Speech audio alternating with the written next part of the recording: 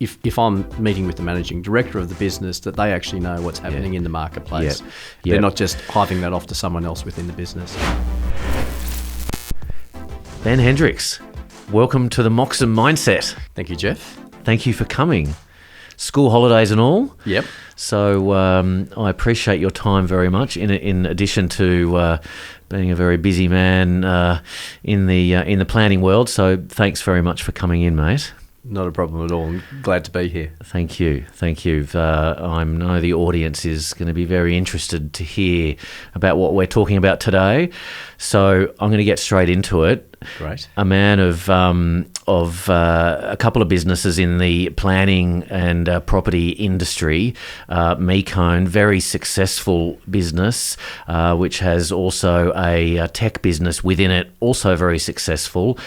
Could we start by you giving us a little bit of background as to your career and how you came to start Mecone and what it is really is your core business?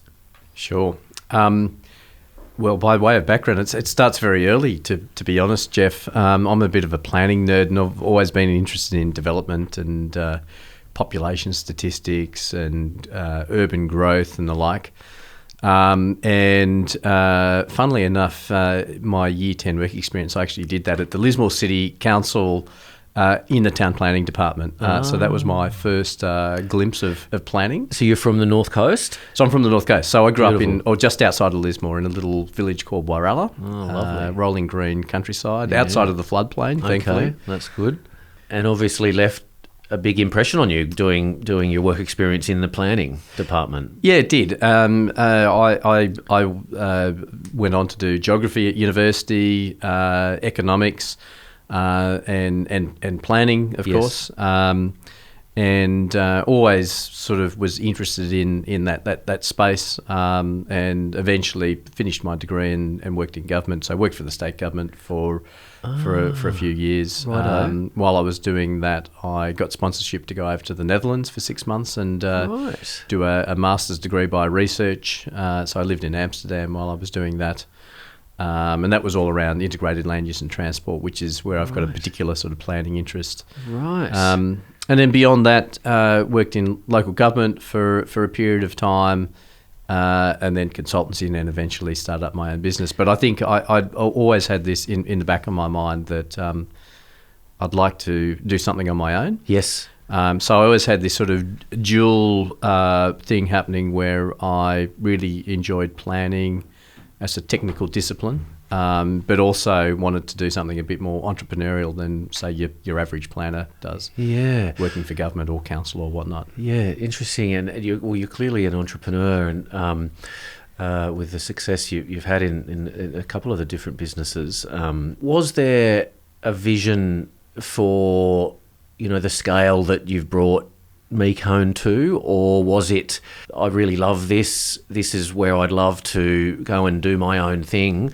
Has it unfolded unexpectedly, or was there a plan? Yeah, that's an interesting question, and it's a question I actually ask myself fairly regularly, because I think in the back of my mind I wanted to create something special, something a bit different.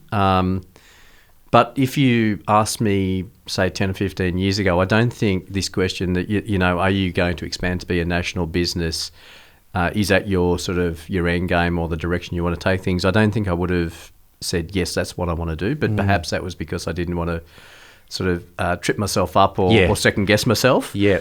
But yeah, it was certainly something. The idea from a very early stage was just not to go down the sort of the business as usual path. Yes. And set up something small, slogging it out in the suburbs. I wanted to create something that was a bit different, a bit special, and something that left a sort of a legacy, I guess you could say. And allow you to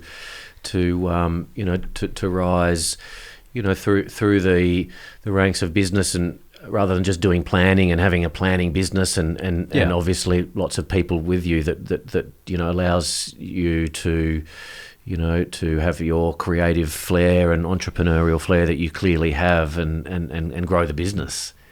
Yeah, no, that's right. And I think that's an interesting observation that, and probably something that unless you're in running a business, people don't realise that you do need to have, I think, a little bit of a creative flair, or something that keeps you interested, that is beyond just the technical work that you do, but also probably beyond just the business work that you do as well. So it's very sort of symbiotic. It's definitely a creative thing, isn't it? I find, being a business owner and yes, you've got to love it. And what I'm very interested in talking to you about is, you can be the one-man band and just love doing what you do, being a planner or a solicitor or an accountant or a valuer, or you can go the road that you've gone, and which I'm keen to do with my business as well, and grow it sort of past there. And it's a whole different skill set, isn't it? Scaling is probably the most difficult thing out of everything, I would say. And I think particularly in your industry, and I see it similar to commercial real estate, and it's a fascinating subject that I'm very passionate about, and hearing from successful people like yourself. And I think where the IP of your people, for you to be able to step back and allow people to still grow your business, obviously you have to have a lot of confidence in those people and their skill set, which leads me to the question I have. In your growth, and congratulations on just opened, hot off the press, audience, just opened in Perth this week. Thank you. Awesome. How good. So that's a fifth office? Yes, that's correct. That's the fifth office. And in addition to that, we have a joint venture office in the central west of New South Wales. Right. Okay. So two in Sydney. Correct. JV in central west of New South Wales. That's right. Melbourne, Brisbane, Perth. Yep. We've had different iterations of how we've done our business over time. So the business is almost 15 years old. Congratulations. That's awesome. Yeah, we started in 2008, and it's gone through really 3 iterations since we started. So it really started off as almost like a partnership. Yes. And then it was between yourself and one other. So yes. Partnership in terms of the way it's defined under by the ATO and by the government. Yep. And then it went into almost like a company structure that had different partners depending on geography. So we actually had 3 different entities, which were Sydney, Melbourne, and Brisbane. Yes. And then we realised that to be a true team where we were completely integrated and we weren't sort of silos almost competing with each other, that we needed to be in a single entity. So over the last 18 months or so, we've gone through a process of rolling all of those entities up into a single entity, and that's where we are at the moment. So we're a single company. Yeah, wonderful. Apart from that joint venture in Central West. And that's a separately branded entity as well. It's not under the Mecone branding. Yes. And the Perth entity is part of that as well. Yeah, how awesome. And I think one thing I've realised, just to go back to your initial question around sort of scaling and, how do you actually... you almost get the right people on the bus and doing the right things on the bus. I mean, in my mind, it's you got to sort of have an overall vision. You have to have certain values, and then you need to make sure that almost like DNA, they're intertwined. Throughout the business. Yep. So that's both in terms of the way people behave, but also the processes that you have. Yep. And once you have confidence in the people, and you obviously need to select really good people, and I think that's really been fundamental to us is, surround yourself by good people. Yeah. It's key, isn't it? Then it's about having those people do what they need to do and what they're I would say our business, I'm very lucky, we're full of consummate experts in the field. It's a matter of getting out of the way of those consummate experts and let them do what they do best. Yes. And it's simple but hard, isn't it? And you've obviously done it very well, and it's something that I've really needed to focus on and plan to a lot more as my business grows. Is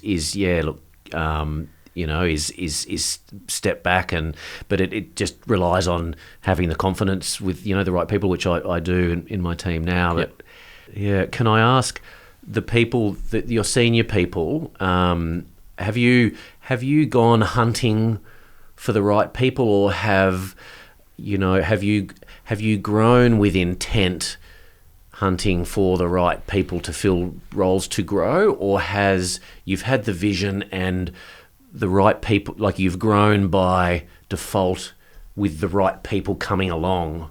Do you know what I mean? I would say we've grown quite organically, Jeff. So, and I would say what our focus has been on is really getting good outcomes for the clients and working on interesting projects. Yep. And what I've found is that in terms of getting the right people in and getting them into the right positions, it's probably a 2 or 3 prong type exercise when you're thinking of that. So yes. one is getting people from outside the organisation, and for the most part, it's been quite organic in terms of word of mouth, people coming in, yes, either knowing me directly or recommendations, and then we've gone and met with these people, and they've gone, okay, I really like the sound of what you're talking about here. Yep, I want to be part of that. Yep. But the other part, which is really important, is making sure that you're growing the talent within the organisation as well, and that's a really big part of what we've done, is that we try and identify people at a younger age who are really solid up and coming planners, people who are wanting to learn and have a passion for the discipline and want to grow their career. Yes. And then we will help them develop their career within our organisation. And so that means that we'd like to think of ourselves as an employer of choice. Yes. And that means that we can go from outside the organisation and hopefully get really good people, but also foster and grow the careers of people within the organisation. I almost think the second is the most important, to be honest. Yes. Particularly once you get to a certain scale. Yeah, I agree with that. And I've done both. I certainly, the most success I've had is the longer version of having people without the experience but the right ticker and character, and spending the time on really helping mould them in the areas of the industry and expertise that we know, and I enjoy that too. Like I agree, and I've gone the other side of paying big money for experienced people, and it hasn't been as enjoyable in the long term, beneficial and sort of fruitful. And I suppose there's different versions of each, but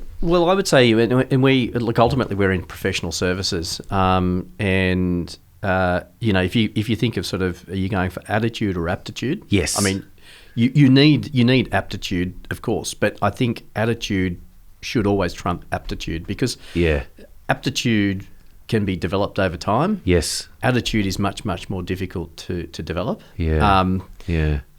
You can go and try and attract the rock star type consultants in our sort of field, but what we have found when we do that they almost create a brand baggage, a brand within a brand almost. Yeah. They sort of ring fence that part of the business, and you don't necessarily get the best outcome for the client. You don't necessarily get the best outcome for the business. So that's where sort of the values and trying to work in a sort of a more of a team collegiate way, I think, is much, much better than going for the individual and that sort of high-end aptitude over attitude. Yes, I agree with you very much in my experience. Being in the position you are, how much of your time is sort of on the tools, for key clients versus running the business and managing the people, and what's your sort of thoughts? So on that? It's a bit like a pendulum, I guess you could say. It peaks and troughs either way. Yes. I'm really quite mindful that I don't want to be one of those people that edges out of the technical stream and just becomes a business administration type person running a business, working on the business, not on the business. Yep. So I personally still value spending a lot of time in the market, hands-on tools, and I think that's important too, because people want to say, well, if I'm meeting with the managing director of the business, that they actually know what's happening in the marketplace. They're not just hiving that off to someone else within the business. And it's a big part of the respect, as for the reasons you just mentioned, of the younger people. And it's, our leader is he's, he built it, he knows it. He's not just walking the hallways with the CEO title, and Well, and that's I guess that's the sentiment or the sense that I'm trying to create within the business. Although I would say on the flip side of it is that sometimes you do need to sort of step back and actually let those people that are more on the coalface to actually shine as well. So, yes. Yep. And I would readily acknowledge that there are many people in my business that will be subject matter experts that will be much better at whatever that subject is than I can be, and that's fine. Yes, and that's awesome. That's absolutely no problem. Yeah, the more of that, the better, isn't it? Absolutely.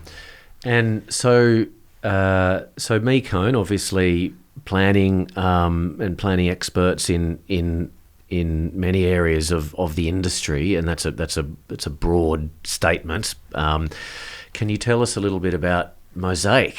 And I don't think there's too many people out there, and I'm obviously heavily in the development industry, and I don't think there's anyone out there that would not have used Mosaic, and a lot of people, it's their default. It's a tech business in property. Yeah. It's nice to get that feedback, Jeff. No, definitely. I come across a lot of people that are always using Mosaic versus anything else, and it's their desktop bookmark. Yeah, and great. So, hey, how did that come about?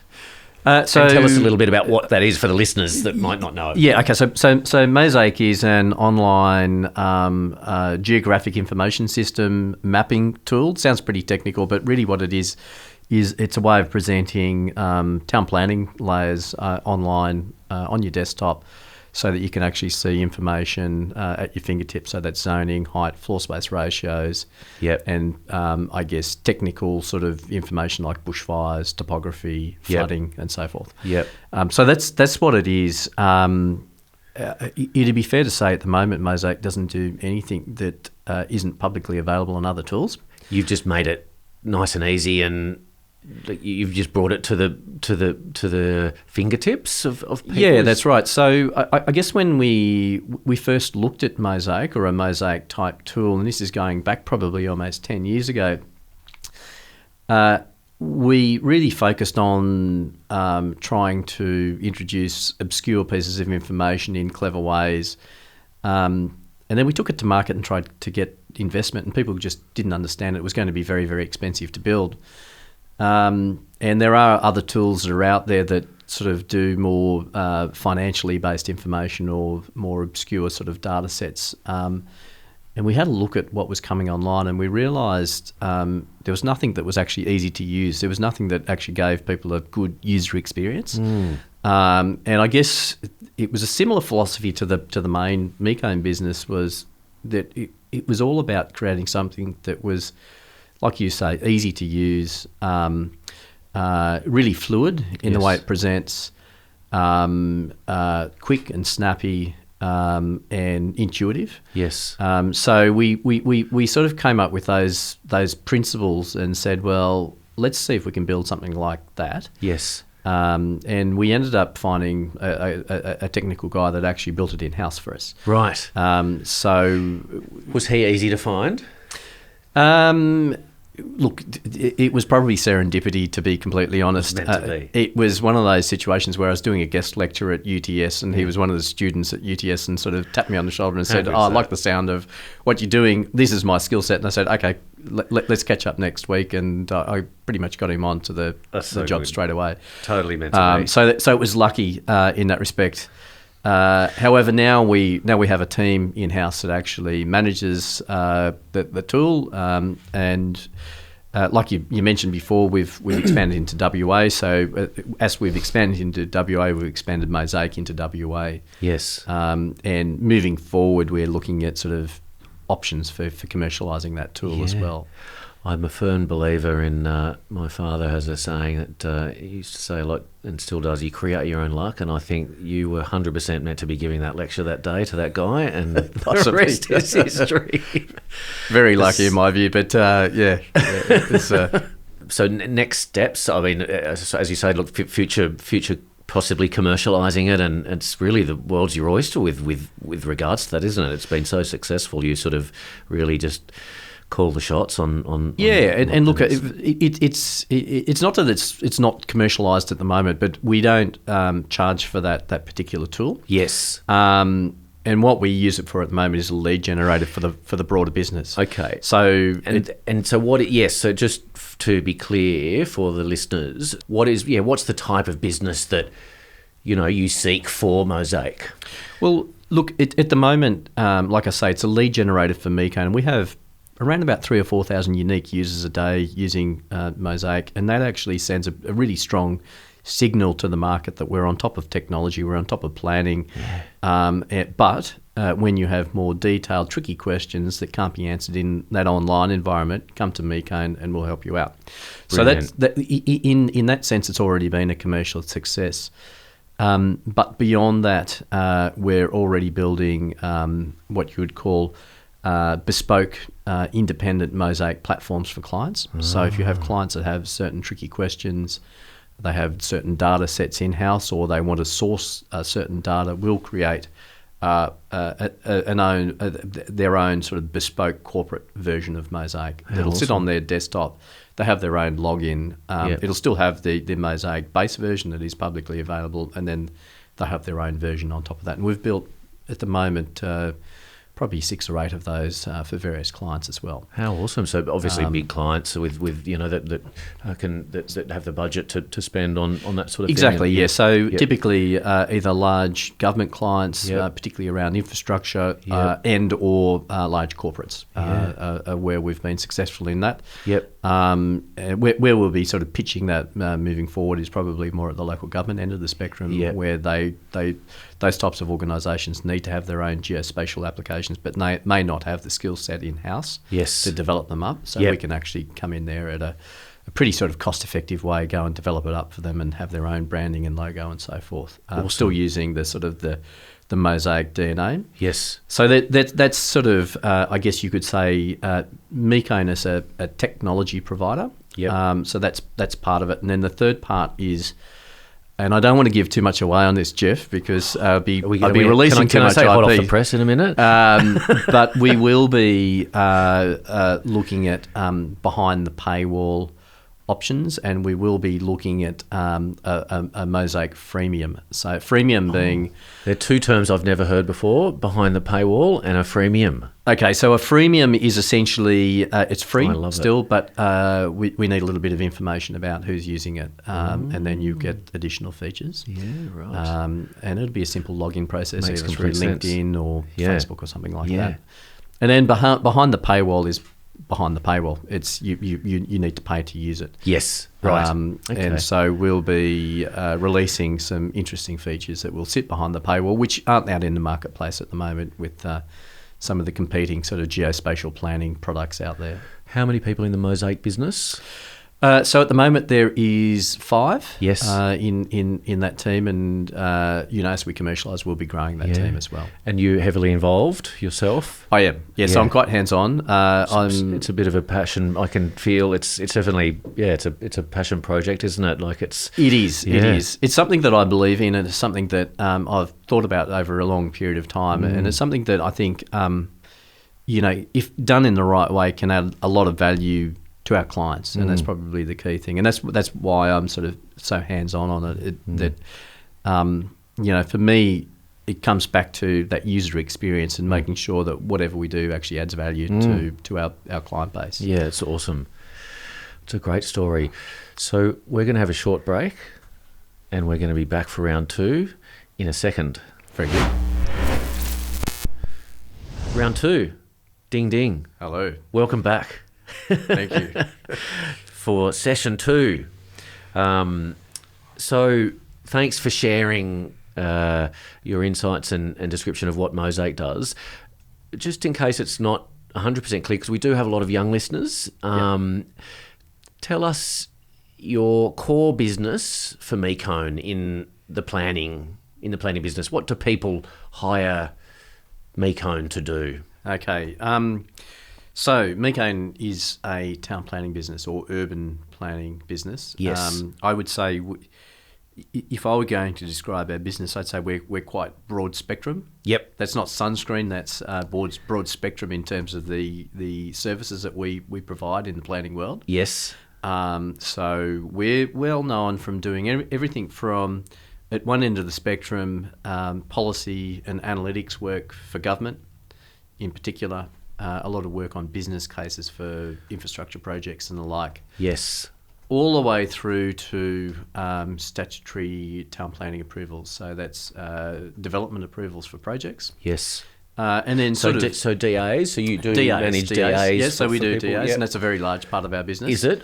And then sort of sitting in between the two rezonings and advisory type services, navigating your way through tricky sort of planning processes. Yes. And that type of work. So that's what I mean by broad spectrum. It's everything from the big picture strategy and policy work that's typically done for government, yes. Mainly for state government, sometimes Yep. for federal government and sometimes for local government, but Yep. predominantly for state government, all the way through to your nitty-gritty development application and everything in between. And I guess the philosophy for those who are interested is that we believe that to be really good at the big picture stuff, you actually need to understand how it all fits together. And that's where understanding development applications in particular, which is the implementation end of planning, is important to do that policy work well. Yep. And having the full skill set. Yeah, exactly. Yep. And vice versa. If you want to be a good, what we would call a statutory planner, someone that actually does a lot of development application type work, yes, you actually need to be able to zoom out and understand the big picture. Yeah. You need to understand how the strategy work, how that sort of strategic line of sight goes from state level all the way down to the local level, and why we do what we do, and yes, and how that informs development on the ground. What's the uptake of is planning, like in terms of kids coming through uni, and is it what's the pool like? Is it sort of increasing, decreasing? I think it's increasing at the moment. I've noticed there seems to be more universities that are offering planning as a discipline, yes, or a degree. Yep.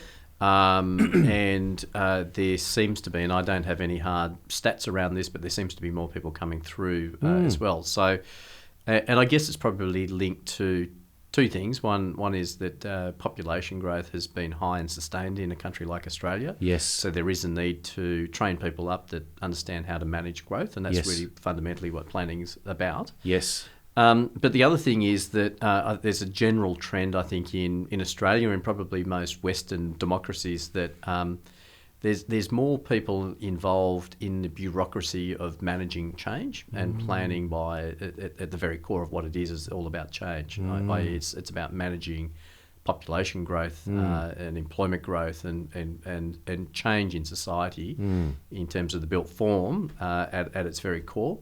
And so with that general sort of thrust to have more people and more thought around that, there's a need for more planners. Yep. Excellent. So we're seeing more people coming through, although I would say that with COVID, we have noticed that it's like pretty much all businesses at the moment, it's been very, very difficult to actually find people.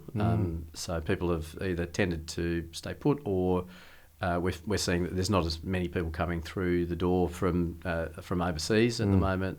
So, even though that would only probably represent 10 or 15% of the total pool of new planners coming online, it makes a pretty big difference in terms of your ability to source good quality candidates.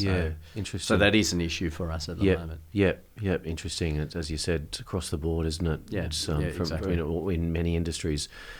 Whilst on the subject of planning and DAs and rezonings, is the planning proposal a thing of the past? I say that question tongue-in-cheek, both of us being in the industry, and I've been... I'll try to answer this one diplomatically. Yes. Not offend anyone in the industry or government side, but... but being an agent and selling development sites for many years, it certainly has been a big shift in the last 5 years from, and I discuss it a lot with a lot of our clients, whereas planning proposals and rezonings were... something that not exactly were easy, but there seemed to be appetite, and there was, a lot of them happening, but it definitely has changed a huge amount in the last sort of, from an onlooker's point of view and speaking to clients, it's become quite challenging. Are you able to sort of comment on and share any thoughts? Has it become more challenging, and is there any reasons for that you can comment on? Look, I guess it's my own personal opinion, and look, you could really jump down a very deep rabbit hole on this particular question. So I'll try and elevate it out to that 10,000 feet level so that people understand what I'm talking about. Yes. It has been a bit like a pendulum, I think. over the last sort of 10 or 15 years in terms of your ability as a proponent to change the way planning controls work for sites, and in particular large sites. So that's typically planning proposals are done to rezone land or amend instruments as they apply, planning instruments as they apply to land. So that's changed things like heights, floor space ratios, et cetera, or the underlying zoning, or a mixture of those. Yep. So if you go back 10 or 15 years ago, there was something called Part 3A, and I'm sure there'll be people in the Department of Planning that wouldn't agree with me on this. But from an industry standpoint, you could achieve fairly similar aims to a planning proposal through Part 3A at the time. Obviously, when the Liberal Party came into power, that was quashed, that was stopped. And planning proposals as a process became more and more prominent. Now, you're always able to put in a planning proposal under the Act in New South Wales. It just wasn't all that commonly used. But as an alternative to Part 3A type process, it came more and more to the fore. So I think what you saw was that that became the most common mechanism to achieve larger proposals that required either rezoning or that sort of mixture of changes to controls as they apply to the site, to sites, I should say. And then obviously a lot of them became quite contentious, and that's I think where the government took another look and sort of started to slow down. So the idea of planning proposals and the process has never gone away. It's still there, and it's still reasonably common. Yes. Within, I guess, the property industry in New South Wales. Yes. And it's something that is still widely used in most council areas as a way of amending planning controls.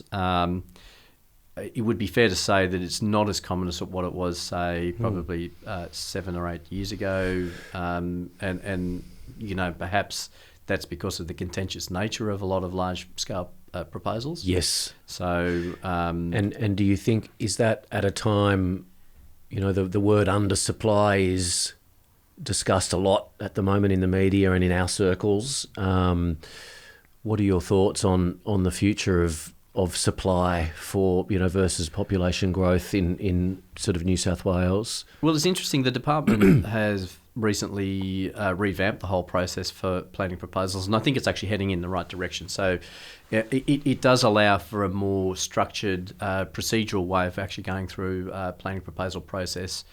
It provides for the ability of lodging development applications alongside your planning proposal, so you're actually bringing forward the end date for approval, or the commencement date for an approval as well, which I think is a good thing. So yes, so there, and it also has a different way of doing consultation, particularly with agencies at an earlier stage. Yep, and that's in line with I guess generally how state significant development works in New South Wales. So I think it's a positive move, and it probably will mean that it's a more robust process and hopefully a faster process. I guess that the proof will be in the pudding, and what the department have done is they have earmarked, depending on scale and complexity of a proposal, desired timeframes for those proposals to move through the planning system. Yes. With the target of moving things faster than they are at the moment. Yes.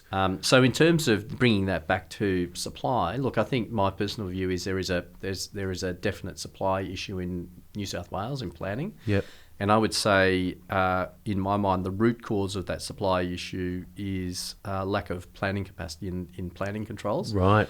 And planning proposals will have a role to play on a site-by-site basis. And in terms of lack of planning capacity in the controls, meaning, could you elaborate a little bit more on that? Yeah, so if you zoom out to a metropolitan scale in Sydney, for example, and you tried to collate or sum up the total amount of dwellings you could build within planning controls at a metropolitan scale, where would that land? And Yep. it would be quite low. And I mean, various organisations have done this from time to time.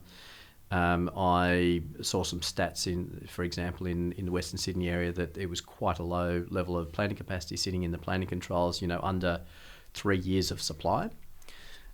Internationally, at various scales, so if you're talking at a local government scale or a metropolitan scale or a state scale, Yep. a rule of thumb is typically 7 to 10 years worth of supply baked into your planning system capacity-wise at any point in time. Right. And so we don't sit anywhere near that in New South Wales. Right, In interesting. fact, my view is we have almost a just-in-time delivery mentality. Right. Which means it's probably closer to 1 or 2 years Yes. of supply, not that 7 to 10 years of supply. Yes. Yeah. And I think Interesting. so yes, planning proposals will be an important part of unlocking supply. Yes. But I think they're only just the icing on the cake. Right.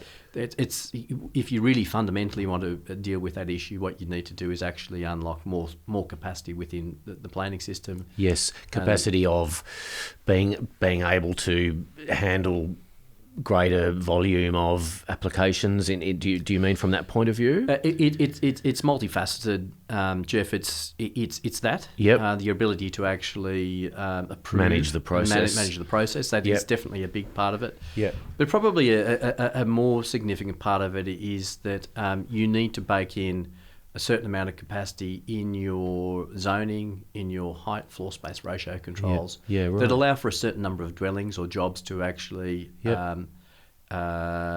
be created within Yep. those controls. So a good way to conceptualise it, if you can think of a hypothetical local government area, it might have demand for 1,000 dwellings per year. Yep. You theoretically, to cater to that 1,000 dwellings per year, would need to have the ability to deliver 7 to 10,000 dwellings overall at any point in time. Yes. And so what that means is that it takes the heat out of the market. It means that developers aren't just going to the few sites that are available and pushing up the price of those sites. That it actually takes the heat out because you actually have a greater supply of sites. It means that sites can still continue having an economic use. Yes. And that it's not just highest and best use for those few sites that can be developed. Yep. It balances it out. It balances it out. It like I say, it essentially takes the heat out of the market. Yeah. Like a healthy ecosystem on that side of it, really. It's sort exactly. of... Yeah. Yep. Yeah. Yep. Interesting. It's very interesting. DAs also seem to be, a very much discussed topic at the moment across the board in terms of DAs, taking a long time, and it seems to be, more of a topic of discussion and frustration than it used to be. What's your thoughts on that? I mean, you guys are absolutely at the coalface. Is that just, my DA's taking too long, it's just a general sort of whinge, or what is your sort of technical view on that? Yeah, are DAs taking longer now than they were? Can you even say a blanket statement like that? Yeah, look, I think you can say that DAs, and look, depends on what timescale you're actually looking at. If you go back 15 years ago, DAs are definitely taking longer now than what they were 10 or 15 years ago. Right. However, I would take a slightly more nuanced view than just say, well, it's all down to the fact that councils aren't processing DAs quickly enough, or yes. same with DPE. I think this goes back to, I guess, the point I was making before, that when you're in an environment of scarcity around supply, it means that you only have a certain number of areas that can be developed. Yes. And quite often they have more significant environmental challenges associated with them. Quite often you have the developers need to extract the maximum amount of floor space within those sites, just because they've had to pay more for those sites, as because there are no other sites available. Yep. And therefore they're forced into a situation of optimising what they can achieve on those sites. Yes. And those types of issues then lead to a high level of scrutiny and probably a high level of, I guess, community interest in proposals as well. Yep. So hence the it's treated sensitively.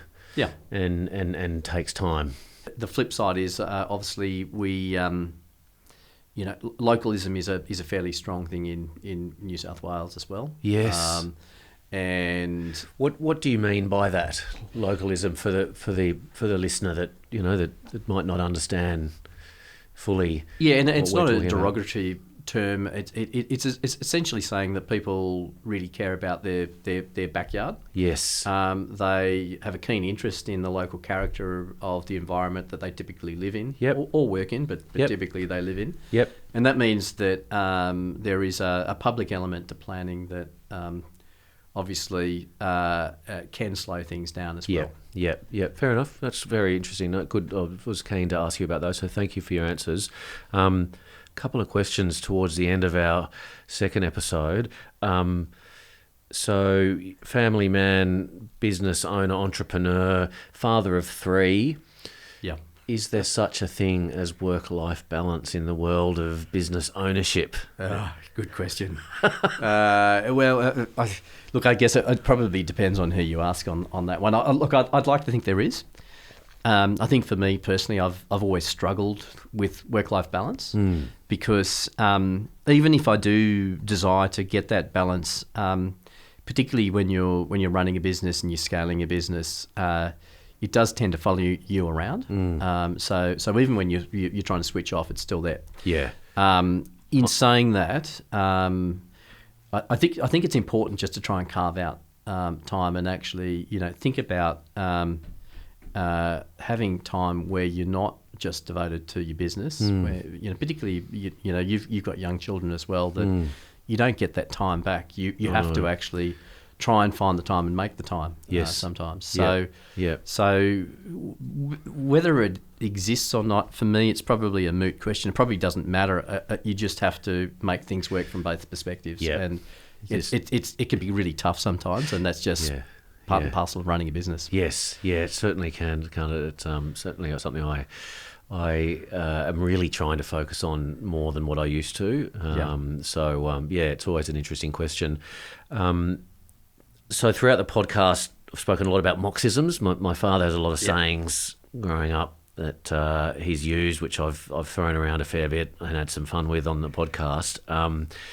Do you have any Moxisms for yourself? Do you have any sayings that that are dear to you in your success? I would say it's not necessarily something like a short saying. Tagline. There's not a tagline, but there is something that I keep going back to very, very regularly within my business, and it's around empathy and accountability. Yes. And I think I would say some people think that running a business should all be about accountability. And other people think that running a business or an organisation, for that matter, should be all about empathy. And I would say a key thing is balance. So if you're running an organisation all on accountability, that's like a boot camp. And if it's all about empathy, that's like a daycare centre. And in my mind, what you want is almost paradise, which is the balance between accountability and empathy. So you need to think about both. So that's probably my take-home message. I love that answer. Ben Hendriks, thank you so much. It's been a pleasure having you here. Thank you. The audience is going to love hearing about this, and looking forward to getting it out there. So great. You're a busy man at school holidays, so again, I really appreciate it. Not a problem. Great to catch up, Jeff. Thanks again. No worries. Cheers. Do that, please.